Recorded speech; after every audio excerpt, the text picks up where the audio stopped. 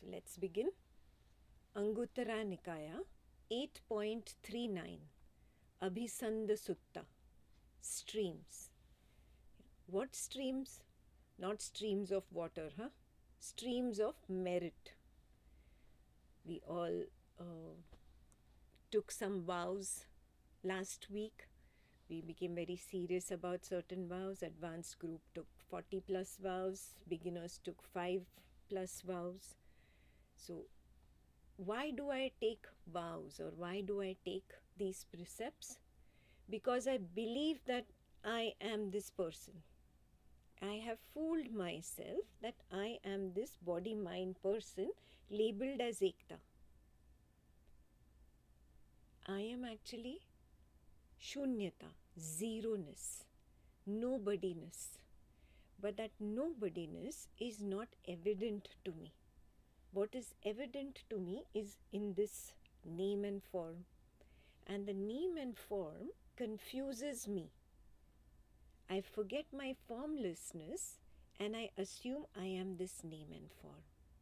So the reason for taking a vow or a precept is that I, the formless and nameless, again and again remember that I am formless and nameless, and I don't pretend to be this name and form. Till the time I am stuck in name and form, I should follow the precepts. The moment I become free, I get liberated of name and form. Yeah, that is everybody's individual journey. It will be your own individual journey that will determine where you are. Once you reach the stage of namelessness and formlessness, do you need any precepts? No, because now I'm not fooling myself anymore. I have quit fooling myself that I am this name and form. And then I don't need the precepts or the vows. But till I get there, I need a little bridge. I need some stepping stones to walk on. How do I go from name and form to namelessness and formlessness suddenly? I cannot. Yeah? I need stepping stones, and that is what the vows or the precepts work as. Okay? So now, this particular sutta goes deeper. It says there are streams of merit, yeah? Streams of the wholesome, yeah? Or they are basically that nutriment or that nutrition for happiness. So that stream of merit, if you harness, if you cultivate it, if you make it stronger, you are building your stepping stone. Now you can step on that stone. Then you have to build the next stepping stone. Then you step on that stone. And then you build the next stepping stone. You build that stone. And finally you will reach namelessness and formlessness. Okay? That is the meaning of merit. Merit is not I do good so I will get good in return. No. That is very, in Buddha's language, the lower understanding of merit. This is not what we are talking about. Here the merit is of recognizing what I truly am, of moving from ignorance to knowledge, yeah? Of moving from continuous suffering to happiness. When I'm continuously suffering, that is only hell. And when I am free of this suffering, that is happiness. There is no other happiness like you think, oh, I buy this gadget and I am the possessor of this gadget, now I'm happy. Or I am in a fantastic relationship. This person is mine and this belongingness gives me happiness. No, we are not talking about the lower mundane level worldly happiness here. We are talking about the happiness that comes from breaking free of suffering. And suffering is not here, not in people, situations and things. Suffering is in me, in my mind. It's within. You know, when I become free of this inner suffering, that is merit. Clear? So now, he tells us there are 8 streams of merit. I will read them line by line, and we'll go through the understanding. Please see that you make notes. These notes will help you during your exams and during your homework submission. So in Gurukul, this is one very important thing. I don't remember telling you this, but you should have a separate Gurukul notebook dedicated only to writing Buddha notes. Because I explain out of the Suttas. You must have recognized that by now. So just by reading the Sutta, you don't get the crux of the entire knowledge. Okay? So let's make an effort to make notes. I'll start reading now. Bhikkhus, there are these 8 streams of merit. Streams of the wholesome. Wholesome means going from unwholesome to wholesome. Going from that feeling constantly a pinch within, not feeling at peace with the way I am, that is unwholesome, going to a point where I feel completely pure within. Completely pure, devoid of a pinch or a punch. And when do I feel a pinch or a punch? We will be reading that ahead. So there are these 8 streams of merit, streams of the wholesome. They are nutriments for happiness. Nutriments, just like you eat healthy vegetables, healthy fruit, the body is active, has energy. You eat packaged food, fast foods, which is not good for the body, then the body is not feeling so healthy and energetic. Yeah? So what determined how I would feel in the body? The nutriment of the food. Yeah? That nutriment of happiness is not feeling a pinch within, feeling blameless within, feeling debtless within. Yeah? Debt, loan, you take a loan from the bank, constantly you feel there is a suspended sword on your head. Yeah? You can't even sleep in the night. The sword is there. I have to pay this back. Yeah? That you feel indebted. On the Buddha's path, feeling debtless is very important. Debtless means free of debt. So that is happiness. Feeling pure within, no pinch, no guilt, no punch, yeah, and blameless and debtless. These are the definitions of happiness on the Buddha's path. Got nothing to do with acquiring name, fame in the world, got nothing to do with happy relationships in the world. I hope you can see that. Yeah? It's got to do with inner purity only. Only. Yeah. That he calls heavenly. If inside I am very pure, I am very much at peace, and that is heaven.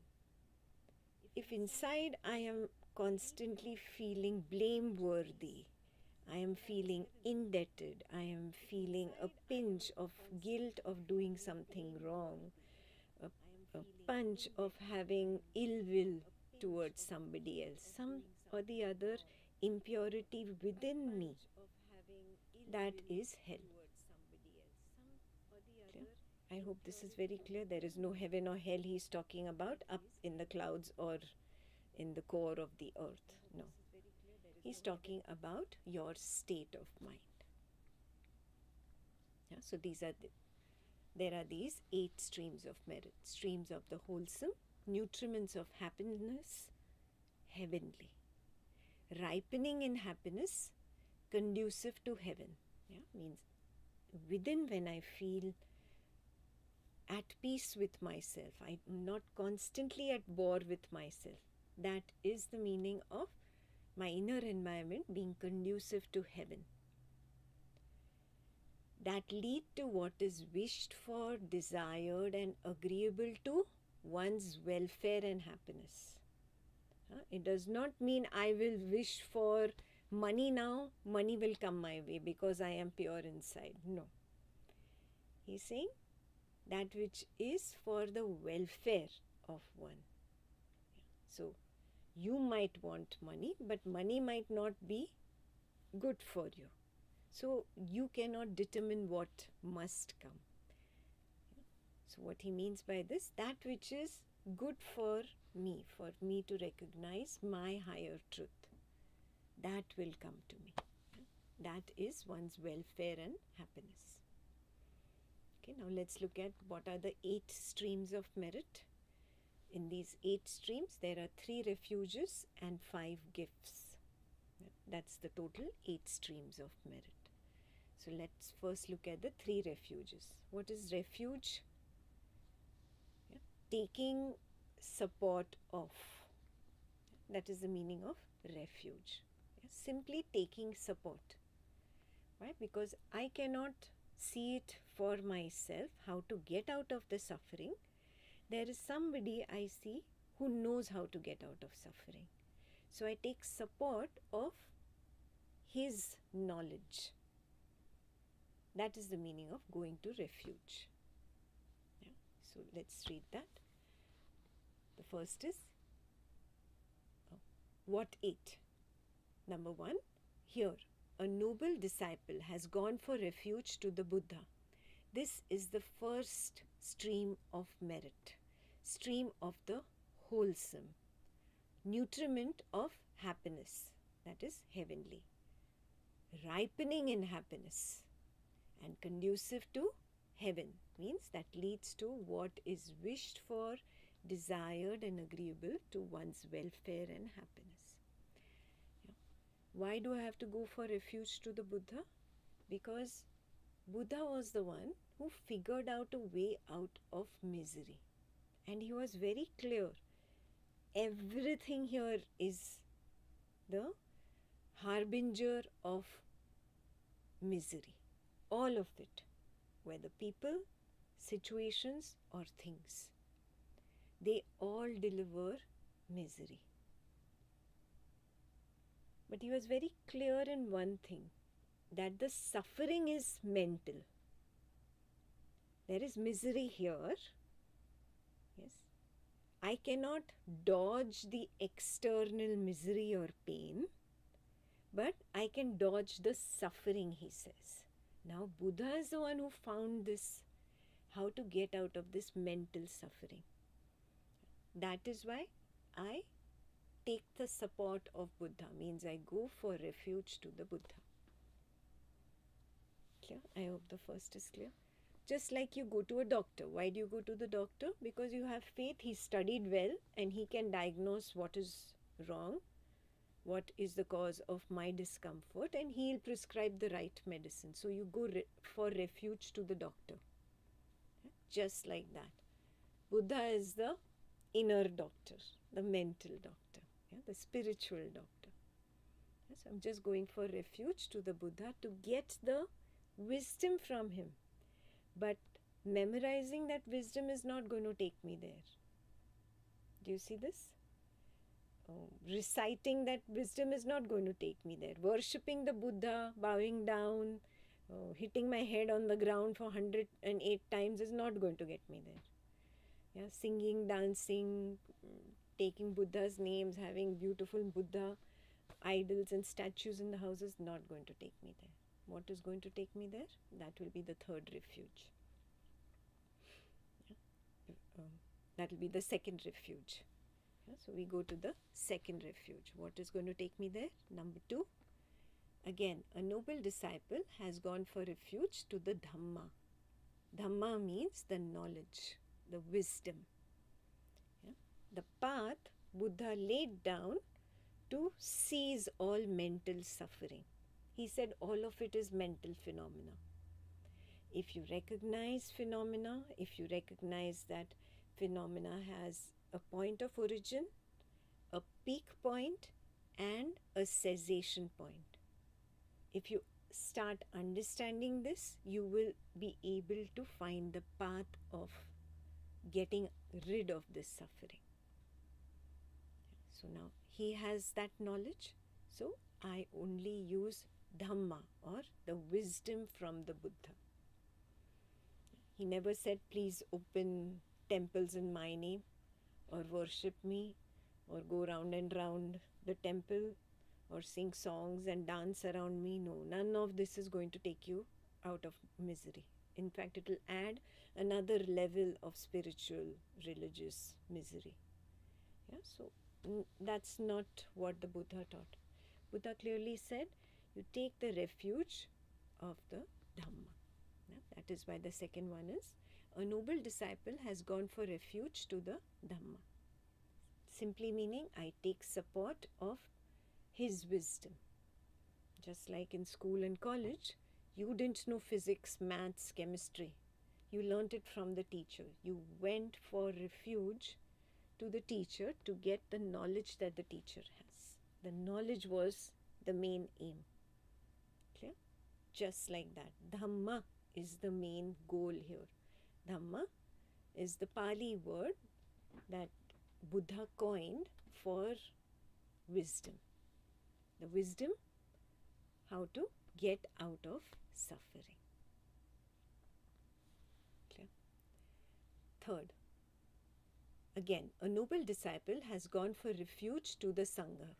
This is the third stream of merit, stream of the wholesome, nutriment of happiness, heavenly, ripening in happiness, conducive to heaven, that leads to what is wished for, desired and agreeable to one's welfare and happiness. The third is refuge, going for refuge to the Sangha. You would say, oh, just Buddha and Dhamma should be sufficient. Why do I need a Sangha? That's because I also have the Sangha of people around me who are ready to pull me away from the wisdom. Do you recognize that? Yeah, the Kusanga. There are people around who are ready to pull you away. What, you're following Buddha? No. You come here, you do this. Don't do that. Oh, let's go for a party. Let's go to the disco, etc., etc. So there are these influences around me which are negative. Now, to take away the negative influences, Buddha said, all of you who are walking the path together can become a healthy Sangha, who only speak wisdom to each other and nothing else. No, come for a movie, come to my house for lunch, dinner. No. No other worldly things must I do with the Sangha.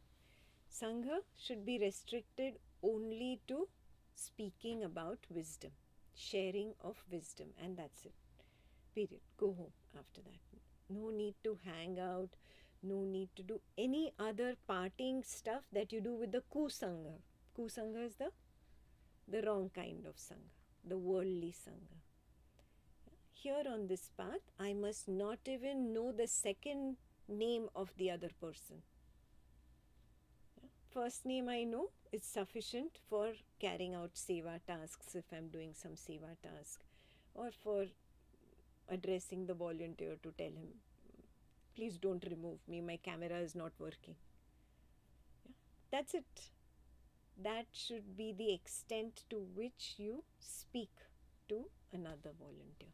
The Sangha should be only for wisdom sharing. Can we all become very strict on this discipline? Yeah. No chit chat here with anybody in this group. No, come to my house, partying, let's go shopping. No. Movies, no. Yeah, only one movie you're allowed to watch. There is only one movie available on YouTube about Buddha. You watch that movie. That's it. So restrict your Sangha. If you make this a virgin area, what happens is when you come here to meditate, you're not interested, oh, is my friend meditating or not?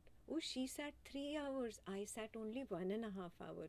Oh, she's better than me. And then the entire time, that's what is going on in your mind. Now you have Sangha misery created. Before this, you had only worldly misery. Now you've created new misery in your life because of this new attachment to a friend here. So not to get attached to anybody here. Keep it clean We communicate only if required for either the seva tasks or the wisdom.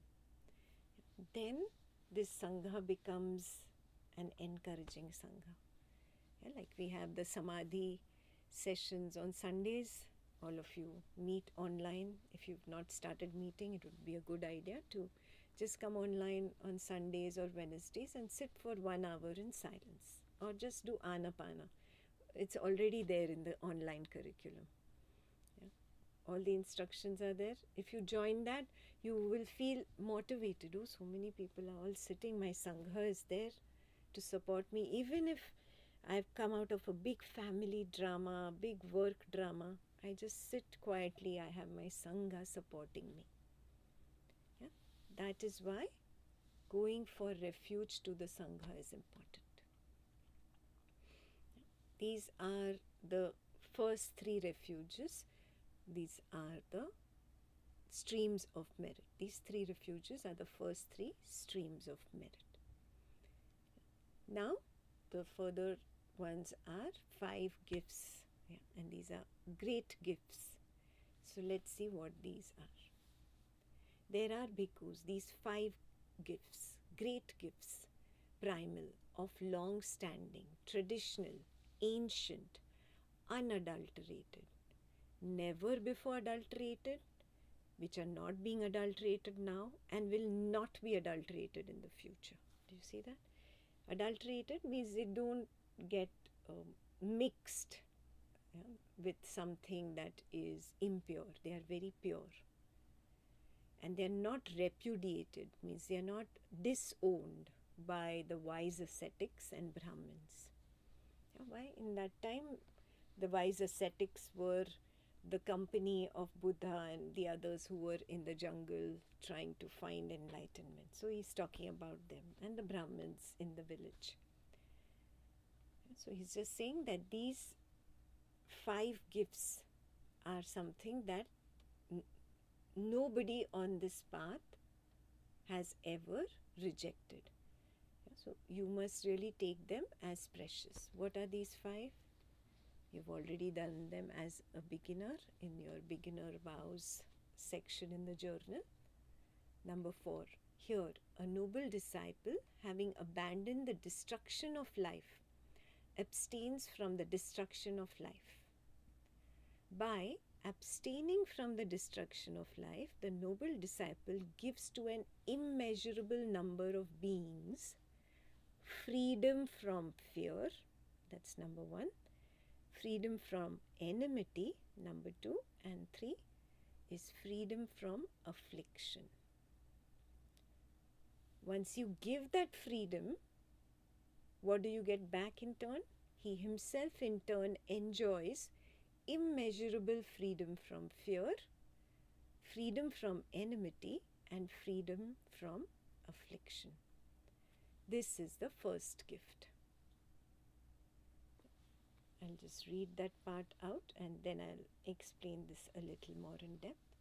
This is the first gift, a great gift, primal, of long standing, traditional, ancient, unadulterated, and never before adulterated, which is not being adulterated and will not be adulterated, not repudiated by wise ascetics and Brahmins. This is the 4th stream of merit. The first 3 were the 3 refuges, and this is the 4th stream of merit. Stream of the wholesome, nutriment of happiness, heavenly, ripening in happiness, conducive to heaven, that leads to what is wished for, desired, and agreeable to one's welfare and happiness. Now, why did he give so much importance to abstaining from destruction of life? Because you remember in Buddha's time, everybody was pretty well-to-do, abundant, and hunting was like a hobby then, which is there even now. In abundant societies, extracurricular violent activities can start seeping in. So one must become very clear that there is no pleasure really in hunting and killing, Yeah? There should not be an intention for violence within. That intention itself makes me feel impure. If you have even a little thought, you've not done it yet, not a bodily action yet, you just have a thought to hit somebody, a family member, a friend. Even the thought makes you feel not so good inside. Have you realized that? You are not getting hit. In that thought, you are hitting somebody else. Yeah, it makes you feel impure. So he's saying, if you can abstain from even thinking about violence, yeah, action is very far. Even at the thought level, be free from the idea of hurting, harming. You don't hurt just with your hand, or you don't have a gun always trying to shoot somebody. I'm not talking about that level. You hurt with your speech also, no? Basically, we are talking at the level of hurting, harming, being violent, being aggressive. That kind of destruction. There should not even be a little impurity within. That becomes a stream of merit that takes you from Nama Rupa, name and form, where you are stuck, to namelessness and formlessness. That is called the stream of merit, that which bridges the gap from name form to namelessness and formlessness. Yeah, why? Because now I am making an effort to be pure. And I understand some of us were ignorant earlier and thought, oh, just hitting the child is okay, being aggressive and violent is okay. That's fine. Earlier you were ignorant. Now that you've taken the vow, see that you stick to it. Yeah.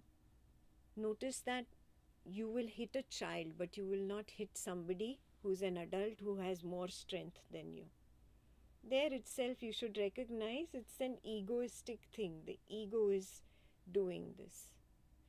Yeah, I'm trying to harm somebody who is weaker than me. Yeah, I'm just not talking about physical harm. I'm also saying mentally there should be no intention to harm, and I should avoid harming by speech as well. Yeah, this makes me very pure. And what does this do for the child, for the family members, for others around me? Is they feel free. They have freedom from fear. Yeah, they're not afraid of you. Yeah, they know that they're not going to be hit or hurt. They can be open around you. They also don't make you an enemy then. Do you see that? If they fear you, then you become their enemy. It's a subtle thing. They're not saying it in words. But you're not their friend means you're on the opposite side. Do you see that? Yeah.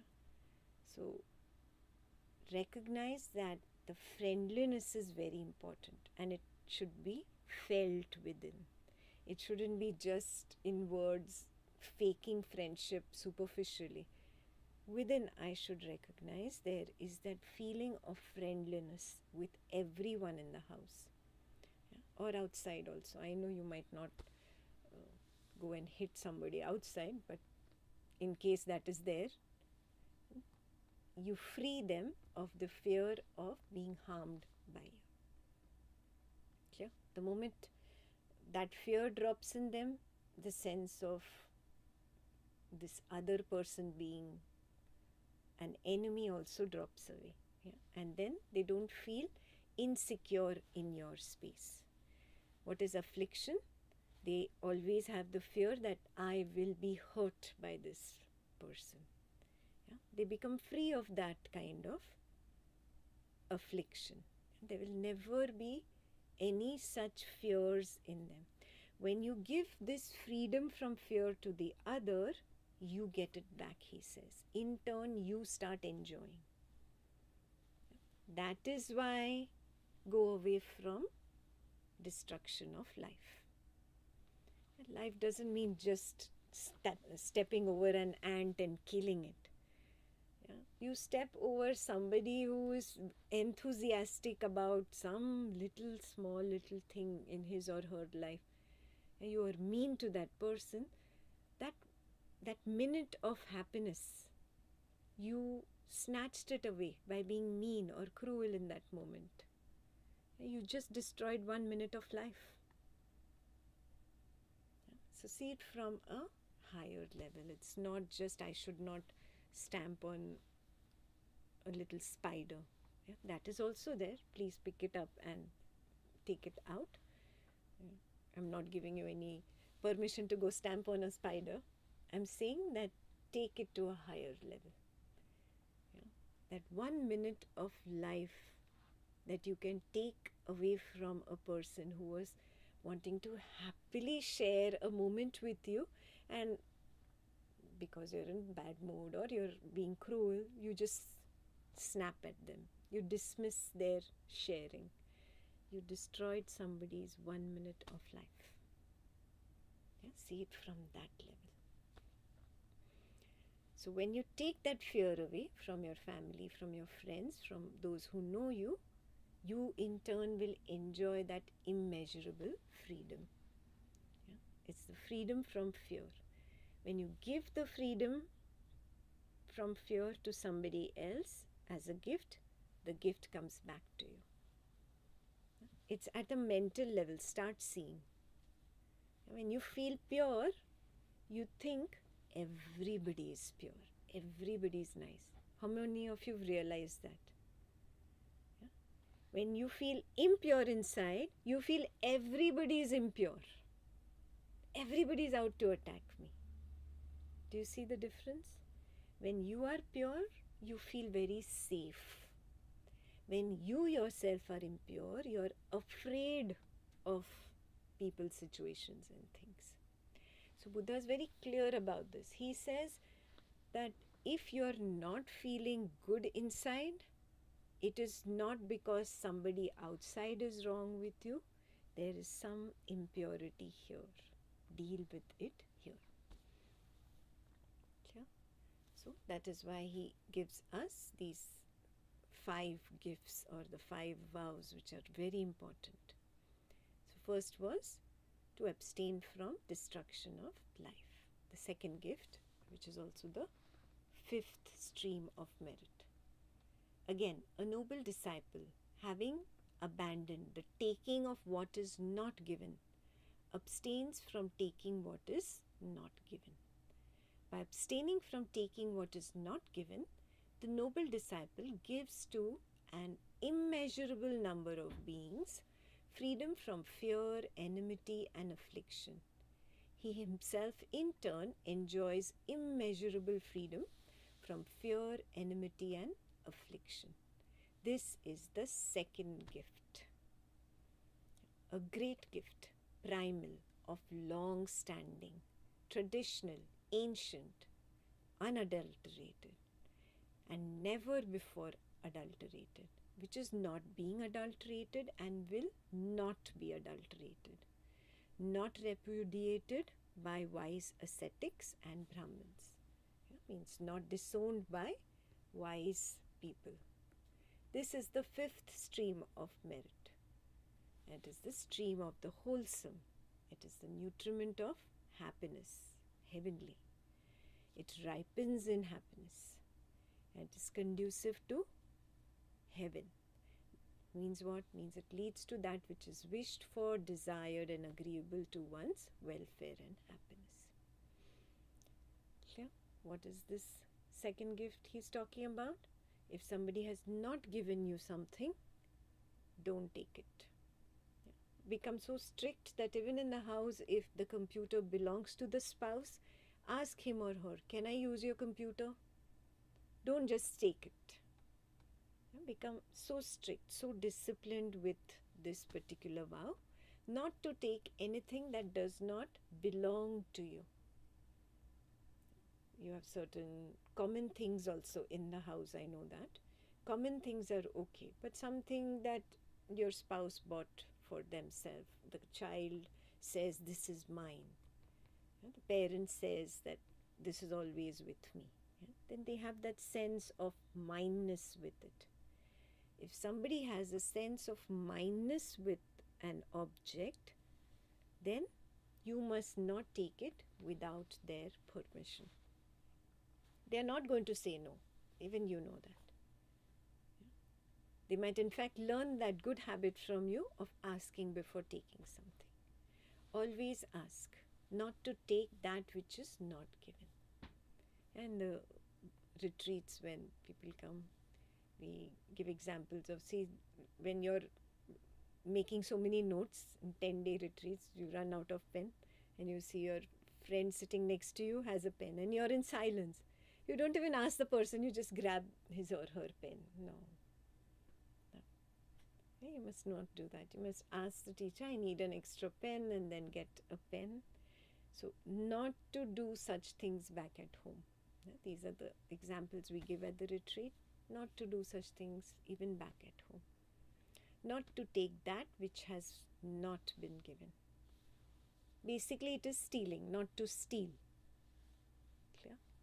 So now, of course, you know the extreme level where you steal things, you steal somebody's words, you steal somebody's, I don't know, objects, whatever.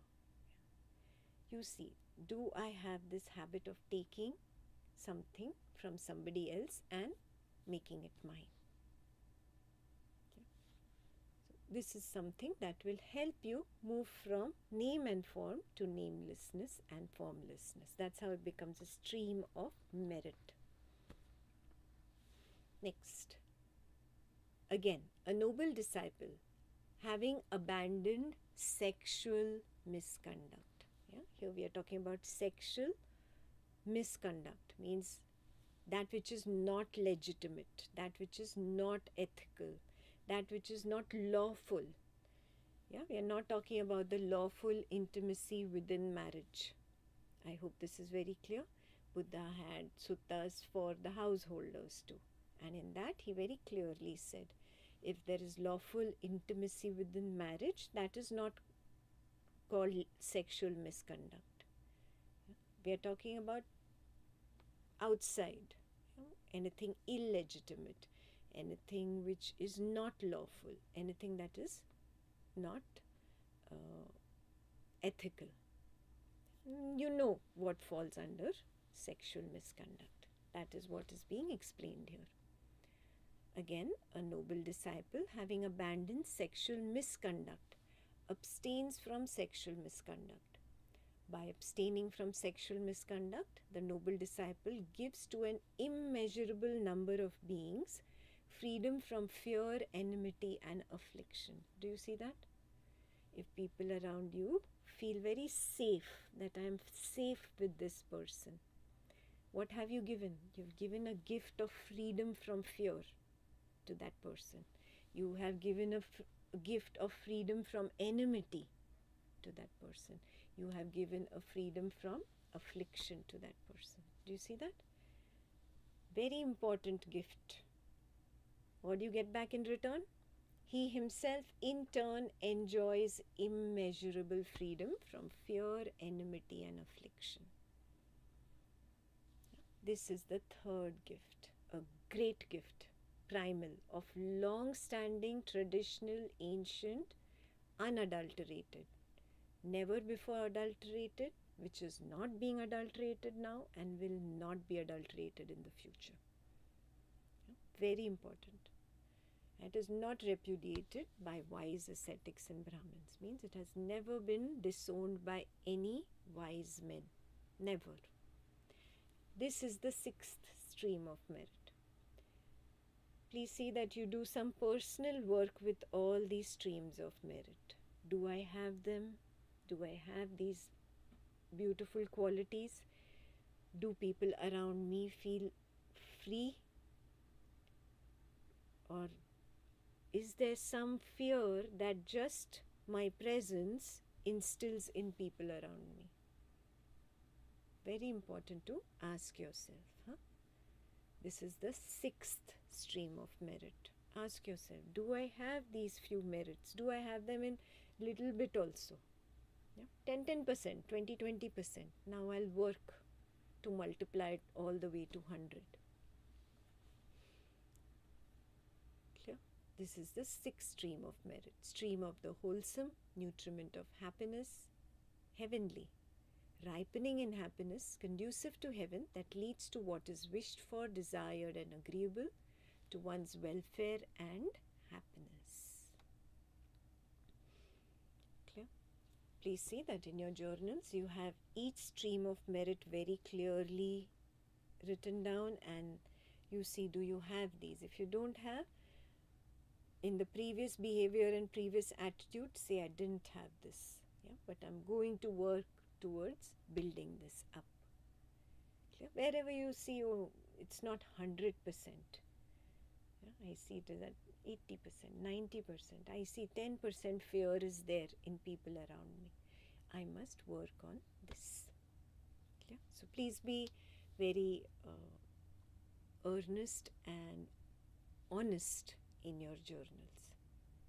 Clear? There's no need to impress Ekta. She doesn't get impressed. Forget about it. Yeah, when she's reading the journal, she doesn't even remember the name of the person. Yeah, so it doesn't matter. Yeah, I have to be honest to my own self. Please be honest in your journals. Okay. Moving ahead.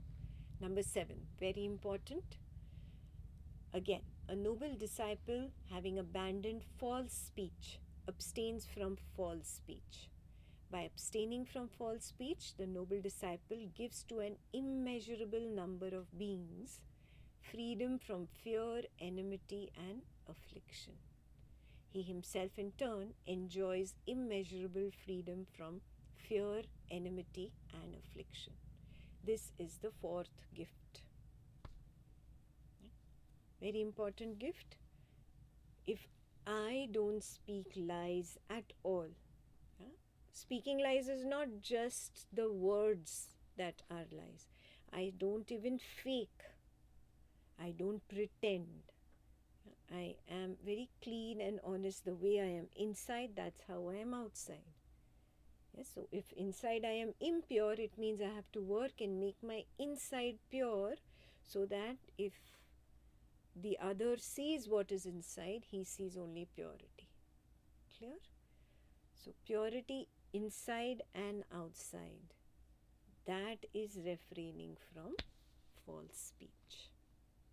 And not just speaking words that are true, but not pretending, not being fake. Yeah. You know when you are being fake. You know how you do certain things to manipulate in your own way, to get your way out. Not to do those things. Yeah, that is all under the umbrella of false speech. So this is the fourth gift, a great gift, primal, of long-standing, traditional, ancient, unadulterated, never before adulterated, which is not being adulterated now and will not be adulterated in the future. Not repudiated by wise ascetics and Brahmins. This is the 7th stream of merit.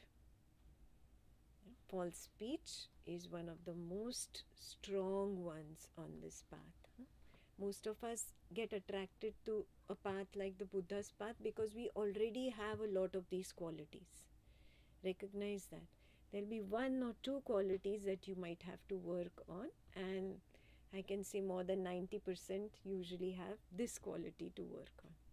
This is the area of improvement for us. Yeah, and then Buddha went ahead and he gave sub-vows under these main vows. Like under speech, he said speak only if it is beneficial. Speak only when required, means somebody has asked you a question, then you speak. You don't go on and on and on and on and on. Nobody is listening to you, but you're on and on and on and on. Empty cannon makes the most noise. You're too empty inside. Okay? You have too much free time. Please start journal writing. Please join 2 sessions in a week. Join 3 sessions in a week. Yeah? You have too much free time.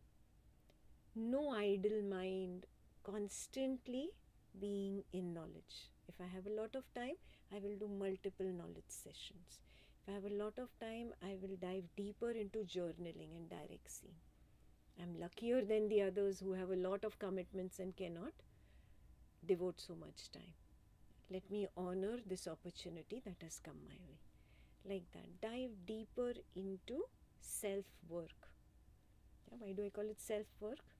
To get away from the idea of self to not self, anatta. Atta is self. Nobodiness and nothingness is anatta or not self. Yeah, so I'm stuck here, no, at self. That's the work I have to do. Yeah, self work. Moving from self to not self. Yeah, once I move, then only these streams of merit are being utilized in the proper way.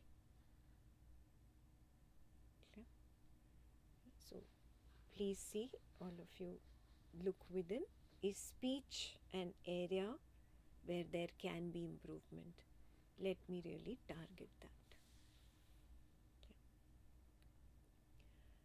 Okay, moving ahead. Number 8. Again, a noble disciple, having abandoned liquor, wine, and intoxicants. He abstains from liquor, wine, and intoxicants, the basis for heedlessness. I hope none of you in the group are addicts. Please, this is not a de-addiction program. It will not take you there. Please see that you don't give in to stimulants if you are on the Buddha's path or in Jnana Sangha.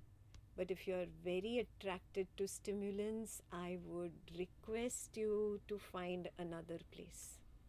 I would request you to drop out of Jnana Sangha. We want to maintain a platform that is conducive to people who want to only walk on this path higher and higher. Yeah, so in the past, if you did that, and if you're ready to now take that strong vow of dropping all intoxicants, then great, please continue.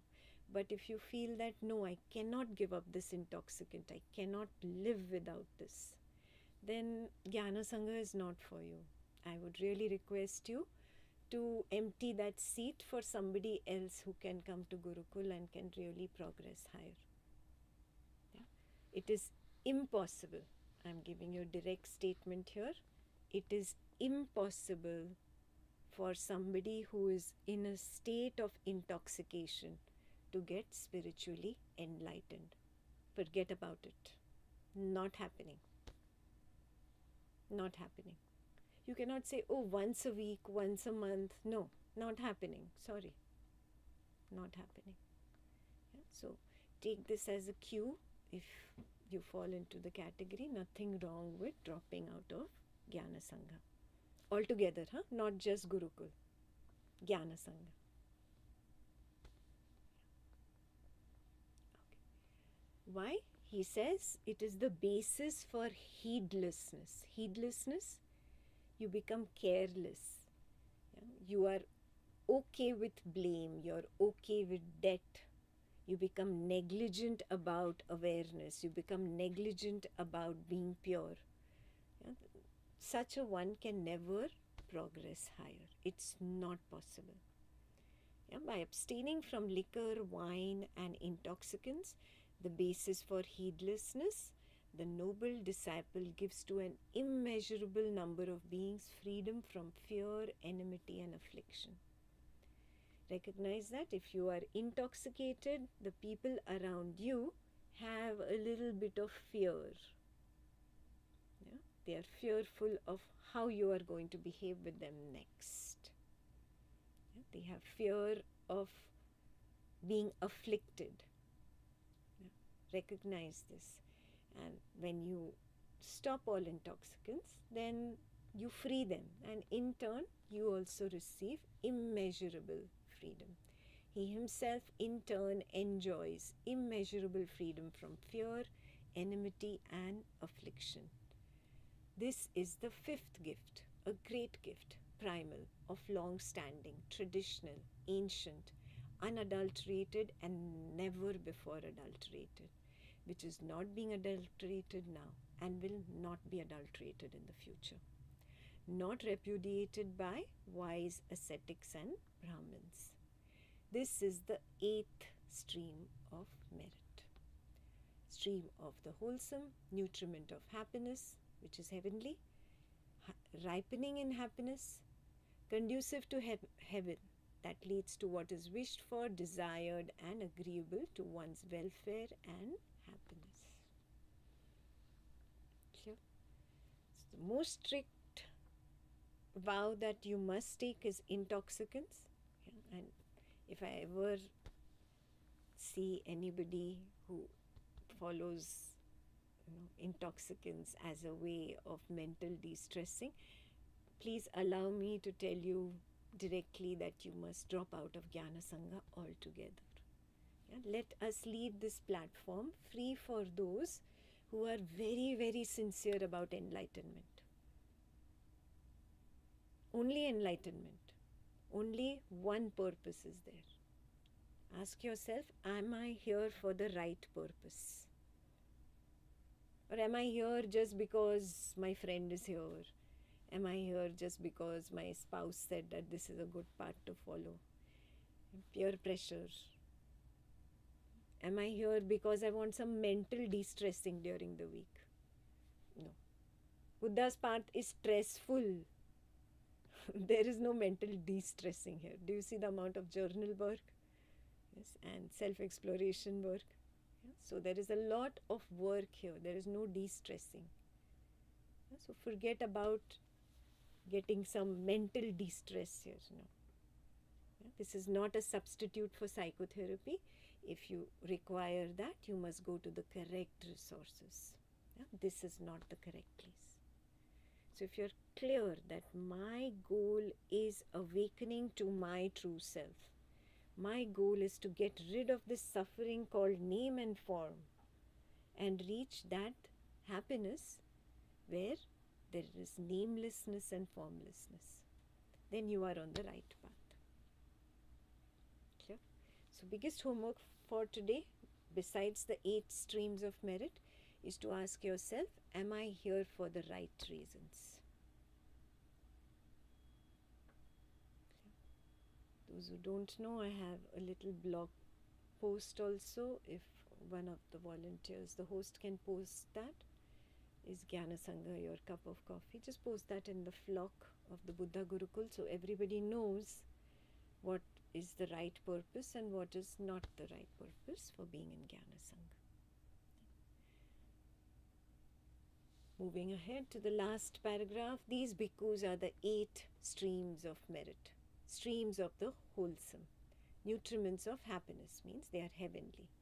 Ripening in happiness, conducive to heaven. That lead to what is wished for, desired and agreeable to one's welfare and happiness. That completes the Sutta.